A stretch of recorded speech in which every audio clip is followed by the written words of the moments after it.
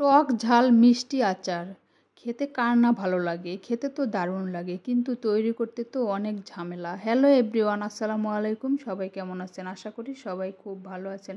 চলে আসলাম একটি long video নিয়ে লাইফস্টাইল অফ সিফাত সাফওয়ান থেকে। তো রোজা থেকে আর লং ভিডিও তৈরি করা হয় না, তো আজকে একটি লং ভিডিও তৈরি করলাম। আজকে হচ্ছে আমি টক ঝাল মিষ্টি বড়ইয়ের আচার তৈরি করব। এই বড়ইগুলো হচ্ছে আমার ফুপু শাশুড়ি আমাদের জন্য নিয়ে আসছে। তো আমার বানাতে ইচ্ছে করছিল না, তারপরে ভাবলাম খাবারের জিনিস নষ্ট করতে নেই। তারপরে আমি বড়ইগুলো 1 ঘন্টা পানিতে ভিজিয়ে রেখেছি। তারপরে বড়ইগুলো ভালোভাবে ধুয়ে পরিষ্কার করে বোটাগুলো আমি ফেলে দিয়েছি। ফেলে দিয়ে সেদ্ধ করে নিয়েছি। সেদ্ধ করে ভালোভাবে হাতের সাহায্যে ম্যাশ করে নিচ্ছি। ভালোভাবে ম্যাশ করা হয়ে গেলে তারপরে হচ্ছে কড়ার ভেতরে আমি সরিষার তেল দিয়ে দিছি। সরিষার তেলটা যখন গরম হয়ে গিয়েছে তখন হচ্ছে আমি শুকনো মরিচ দিয়েছি ঘ্রাণ হওয়ার জন্য। শুকনো মরিচটা একটু ভাজা হলে তারপরে হচ্ছে কড়ার ভেতরে আমি বড়ইগুলো দিয়ে নিচ্ছি। এই বড়ইগুলোর সাথে যদি পাকা তেঁতুল দেওয়া যেত তাহলে খেতে আরও বেশি মজা হতো, কিন্তু বাসাতে পাকা তেঁতুল ছিল না, তাই আর কি করব, আমি শুধু বড়ই দিয়েই বানিয়ে নিচ্ছি। আমার বড় ছেলে তো আচার খেতে খুব পছন্দ করে, ওর জন্য বাসাতে যে কোনো ধরনের আচার রাখতেই হয়।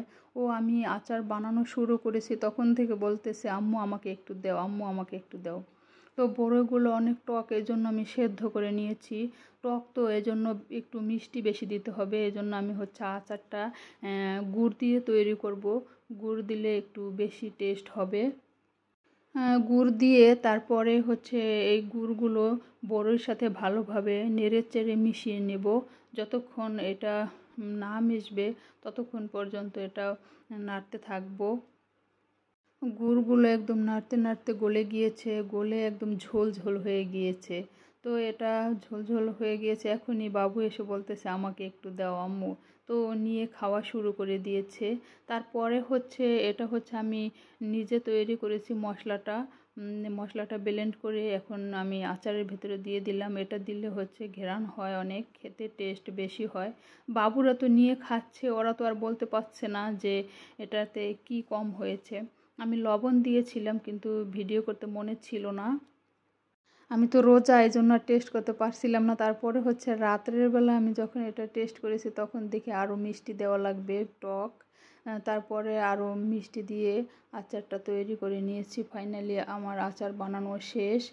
ভিডিওটি যদি ভালো লেগে থাকে তাহলে লাইক কমেন্ট শেয়ার করে পাশে থাকবেন। সবার জন্য অনেক অনেক দোয়া ও শুভকামনা রইল। আবার দেখা হবে অন্য কোনো সময়ে অন্য কোনো ভিডিওতে। ততক্ষণ পর্যন্ত ভালো থাকবেন, সুস্থ থাকবেন। টাটা।